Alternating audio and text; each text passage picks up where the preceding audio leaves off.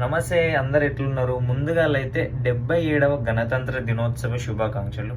గణతంత్ర దినోత్సవం అంటే మీకు తెలియదు కదా, హ్యాపీ రిపబ్లిక్ డే అనమాట.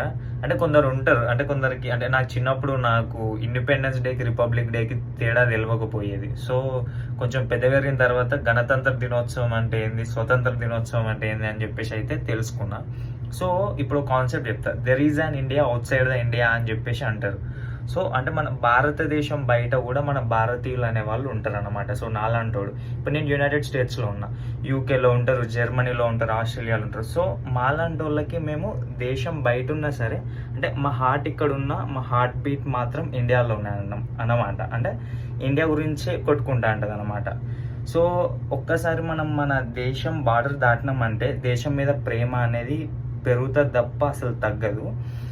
సో ఇక రిపబ్లిక్ డే విషయానికి వస్తే, చిన్నప్పుడే రిపబ్లిక్ డే ఏదున్నా సరే జెండా, ఫ్లాగ్ హోస్టింగ్ కానీ, ఆ సెలబ్రేషన్స్ కానీ, so as a grown adults, అంటే కొంచెం ఒక గ్రాడ్యుయేషన్ అయిపోయి కొంచెం హయ్యర్ స్టడీస్కి బయటకు వచ్చినప్పుడు, లేకపోతే కొంచెం పెద్దగరిన తర్వాత పెద్దగా ఏమంత ఉండదు సెలబ్రేషన్స్ అనేటివి. సో ఎనీవేస్, అందరికైతే 77th రిపబ్లిక్ డే శుభాకాంక్షలు.